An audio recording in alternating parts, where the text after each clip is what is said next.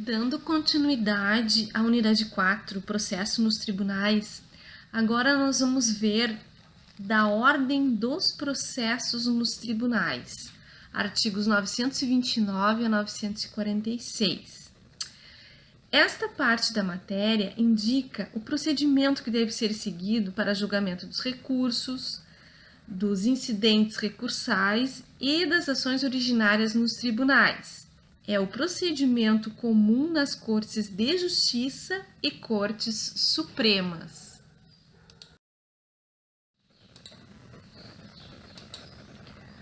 Muito bem.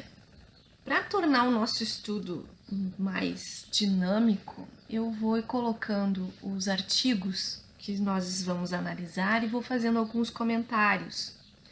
Então, começando pelo artigo 929, os autos serão registrados no protocolo do tribunal no dia de sua entrada, cabendo à secretaria ordená-los com imediata distribuição.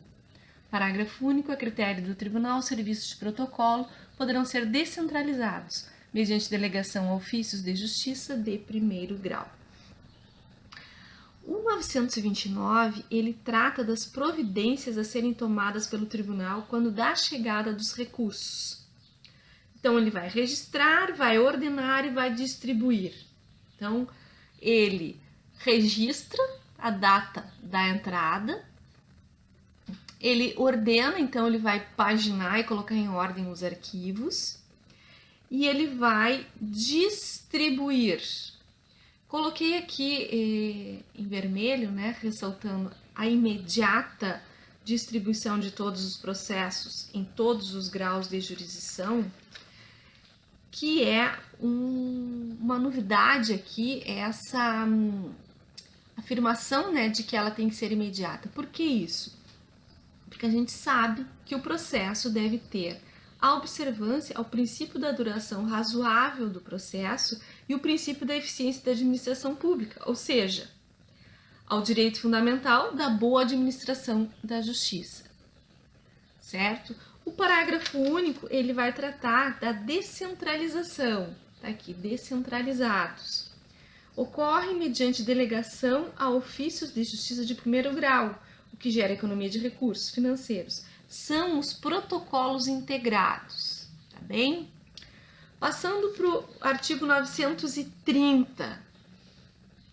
Far-se-á a distribuição de acordo com o regimento interno do tribunal, observando-se a alternatividade, o sorteio eletrônico e a publicidade.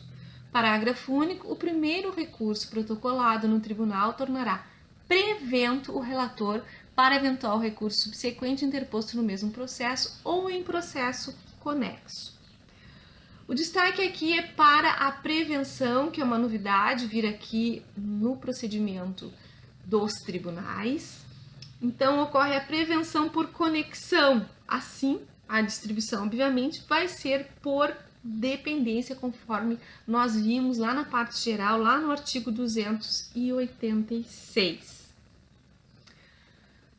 Passando para o 931. Distribuídos, os autos serão imediatamente conclusos ao relator, que em 30 dias, depois de elaborar o voto, restituí-los-á com relatório à secretaria. Então, recebidos os autos, o órgão jurisdicional encarregado da relatoria tem de redigir o relatório e o seu voto. Então, o que consta do relatório? Os pontos controvertidos do recurso. E o voto vai ser o quê? Vai ser a análise da controvérsia. Interessante observar aqui esse prazo de 30 dias. É um prazo impróprio. Ele não acarreta consequência processual à sua inobservância, mas pode sujeitar o magistrado a medidas administrativas e disciplinares mediante a Corregedoria da Justiça, assim como nós já vimos lá nas atividades dos juízes de primeiro grau. Artigo 932, tá aqui o 932, com os poderes do relator. Então, o 932, ele vai trazer os poderes do relator tanto nos recursos quanto nas ações de competência originária dos tribunais. Interessante destacar aqui que algumas funções elencadas são de natureza de gestão processual e outras de conteúdo decisório. Neste caso do conteúdo decisório, a decisão monocrática representa delegação de poder do colegiado ao relator. Então, mesmo sendo uma decisão do relator, ele está representando o órgão colegiado. Eu destaquei aqui em vermelho o inciso 1 e o inciso 7, que são dois casos, dois exemplos de atividades de gestão processual. Então, a primeira, dirigir e ordenar o processo no tribunal, inclusive em relação à produção de prova, bem como quando for o caso, homologar a autocomposição das partes. Então, o próprio tribunal, ele pode estimular a autocomposição, por exemplo, pelos núcleos de conciliação em segundo grau, e pode ser depois da sentença e mesmo sem interposição da apelação. O outro caso, lá do inciso 7, determinar a intimação do Ministério Público, quando for o caso, é outro inciso que traz atividade de natureza de gestão processual no processo. Os demais incisos trarão casos de conteúdo decisório, tá? Seja resolvendo, como inciso 2, questões incidentais, ou a respeito da inadmissibilidade dos recursos, ou mesmo quando ele nega provimento contrário a precedentes, né, das Cortes Supremas, e assim por diante. Então, nesses casos todos em que o conteúdo é decisório. Bom, nesses casos todos de conteúdo decisório, caso a parte esteja inconformada com a decisão do relator, ela poderá recorrer. E qual é o recurso? É o agravo interno do 1021. Coloquei aqui, destaquei aqui para vocês, tá? E o que acontece? Vejam que é uma decisão monocrática, é uma decisão do relator representando o órgão colegiado. E com a interposição do agravo interno, nós vamos provocar a análise pelo colegiado, né? E além do mais, a jurisprudência ela exige a interposição do agravo interno a fim de que se esgote a instância, viabilizando a interposição dos demais recursos que poderão vir.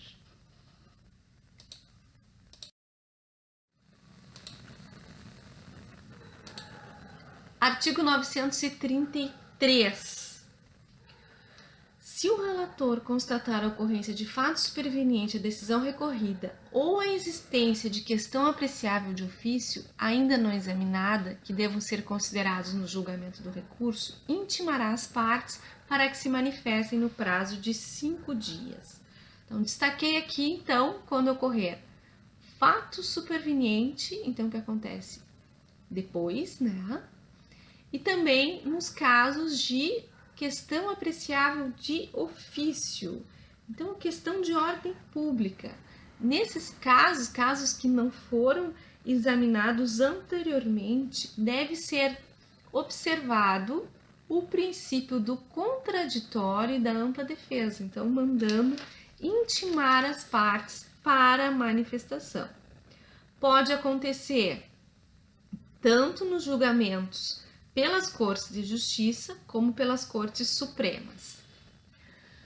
E aí os parágrafos vão especificar o momento em que acontece essa constatação e o procedimento que deve ser adotado. O 934 agora. Em seguida, os autos serão apresentados ao presidente, que designará dia para julgamento, ordenando em todas as hipóteses previstas neste livro a publicação da pauta no órgão oficial. Está aqui novamente a publicidade da pauta para assegurar o direito ao contraditório, o direito à informação e o direito à publicidade dos atos processuais, que já acontece normalmente no decorrer de todo o processo e não só nos tribunais. O 935. Entre a data da publicação da pauta e da sessão de julgamento decorrerá pelo menos o prazo de 5 dias, incluindo-se uma nova pauta os processos que não tenham sido julgados, salvo aqueles cujo julgamento tiver sido expressamente adiado para a primeira sessão seguinte. O 935 aplica-se a todos os tribunais, tá? Então, em sentido amplo. Aqui, o que vai acontecer? Um prazo de espera que está sendo determinado, cujo objetivo está em possibilitar que as partes e seus advogados participem da sessão, tá bem? 936. Ressalvadas as preferências legais e regimentais, os recursos, a remessa necessária e os processos de competência originária serão julgados na seguinte ordem. Então, todos os casos, né? Recursos, incidentes recursais e processos de competência originária, eles vão ter uma ordem de julgamento. E a não observância dessa ordem que está aqui elencada, inclusive deixando em aberto para normas de regimento interno, se ela não for observada, gera o quê? Gera apenas uma irregularidade, não gera nulidade. Tá? Então, o vício é da irregularidade. Artigo 937. O artigo 937 é o artigo que vai tratar dos casos em que é permitida a sustentação oral da fundamentação recursal. Dispõe lá que na sessão de julgamento, depois da exposição da causa pelo relator, o presidente dará a palavra sucessivamente ao recorrente, ao recorrido e, nos casos de sua intervenção, ao membro do Ministério Público, pelo prazo improrrogável de 15 minutos para cada um, a fim de sustentarem suas razões. Nas seguintes hipóteses, nos termos da parte final do caput do artigo 1021. Vamos retomar aqui o que a gente está estudando. Notem aqui que nós já estamos na sessão de julgamento. Então, nós já temos lá a interposição ou da ação originária, ou do recurso, ou do incidente recursal, já foi distribuído, já foi registrado, o relator já fez o relatório e o seu voto, já pediu para o presidente uma data para a sessão de julgamento, né? E agora nós nos encontramos na sessão de julgamento. Então, nesta sessão é possível a sustentação oral, tá? E os casos estão elencados nos incisos, tá? Não são taxativos, vejam aqui que o inciso 9 diz que em outras hipóteses previstas em lei ou no regimento interno do tribunal também é possível. Aqui é interessante que no parágrafo 2º é possível para aquele procurador que vai fazer sustentação oral pedir preferência, né? Então que seja julgado em primeiro lugar, mas isso ele precisa requerer até o início da sessão. O parágrafo 4º também ele dispõe de forma nova que é possível quando o advogado em domicílio profissional em cidade diversa daquela onde está sediado o tribunal, ele pode fazer a sustentação oral por videoconferência, né? O que hoje, né, em épocas de pandemia, é muito comum usar a webconferência, né? Os tribunais têm feito desta maneira.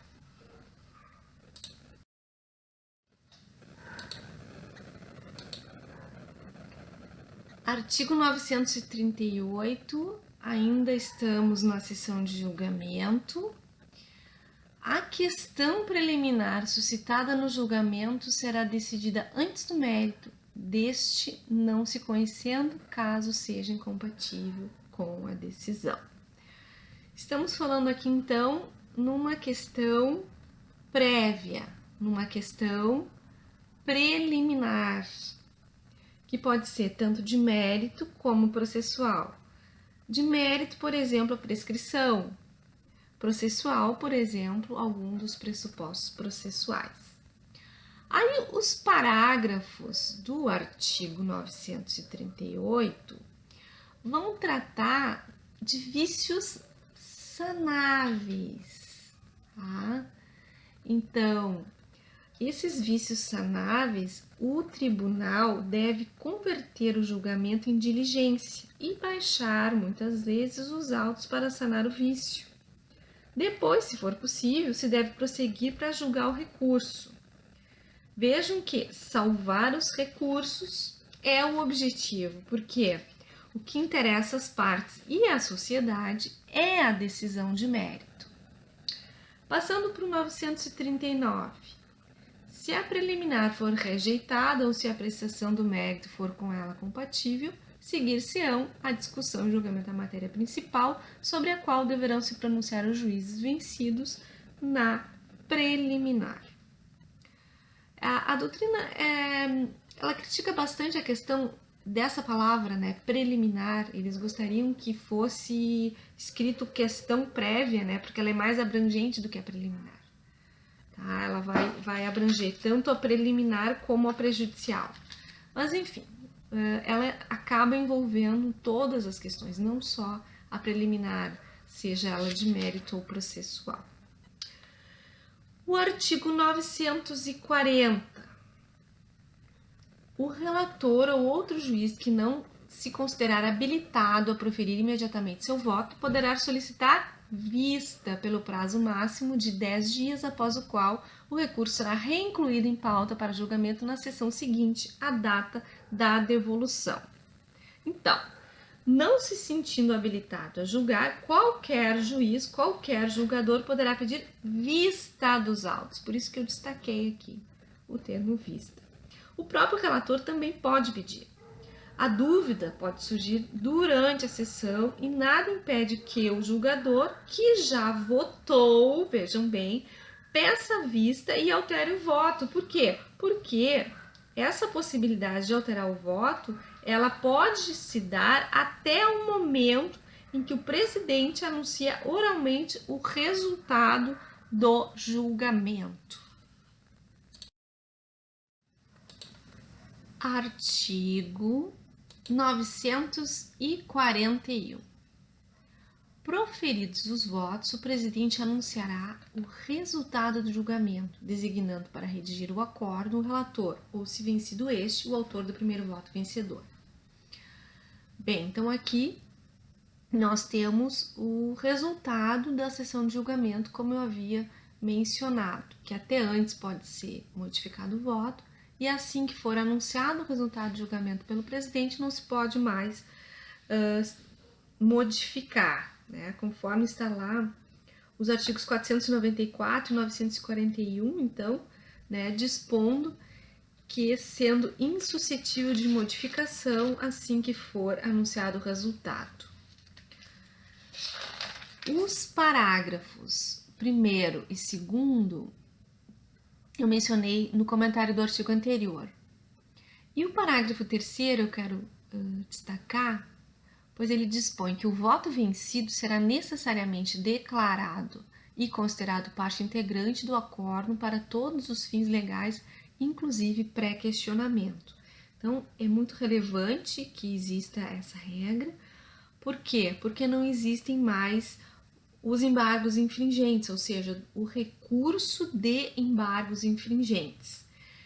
Mas existe uma técnica de julgamento prevista aqui no 942. Explicando um pouquinho do que era esse recurso de embargos infringentes previstos lá no código anterior.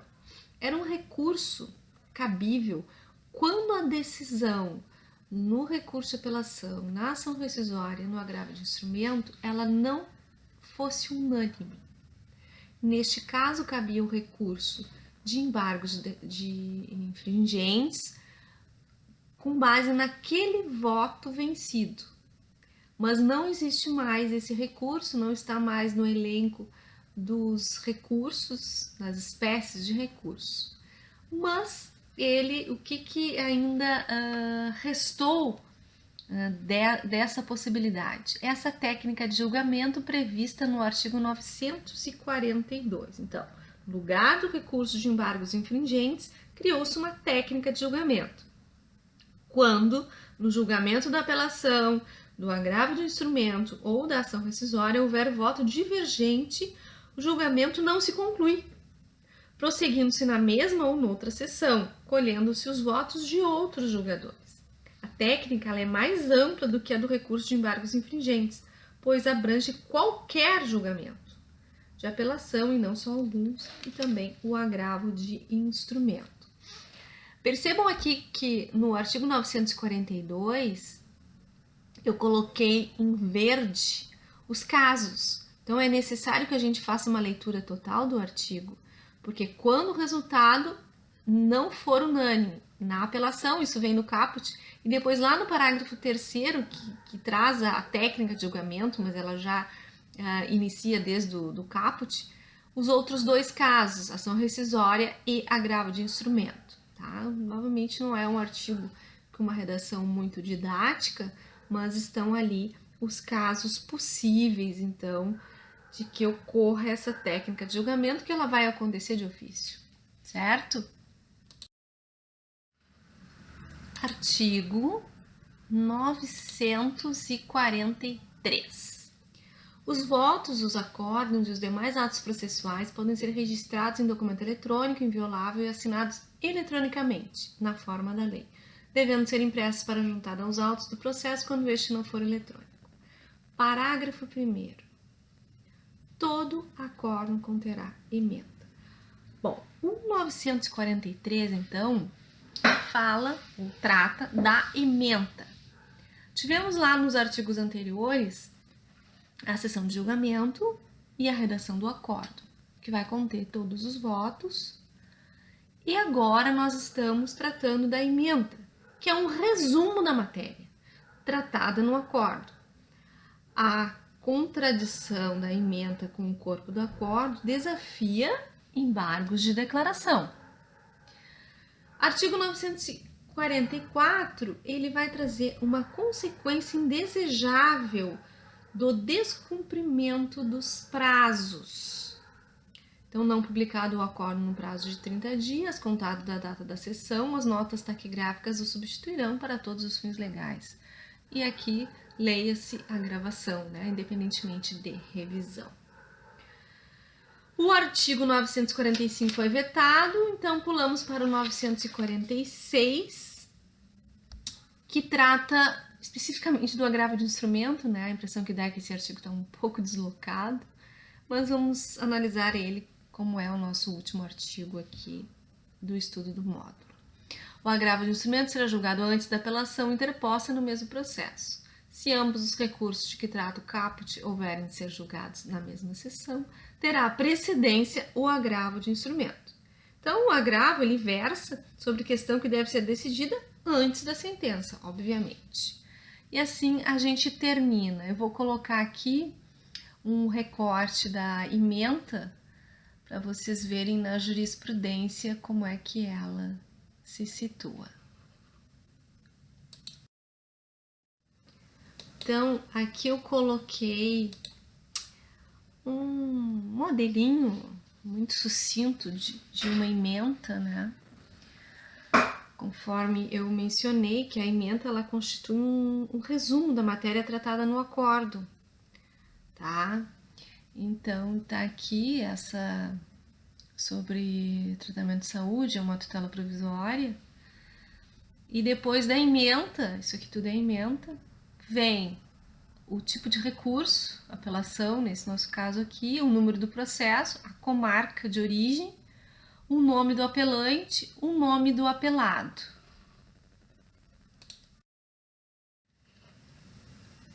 Depois, então, vem a decisão propriamente, iniciando pelo relatório e o voto, se for monocrático, ou os votos dos julgadores, dos desembargadores.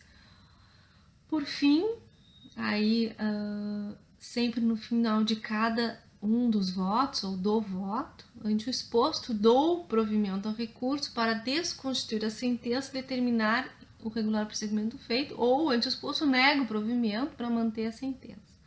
Intimem-se aí a data, o nome aqui do desembargador e a sua função. Nesse caso aqui foi a relatora que decidiu monocraticamente, tá bem? E assim a gente conclui a nossa aula sobre ordem dos processos nos tribunais.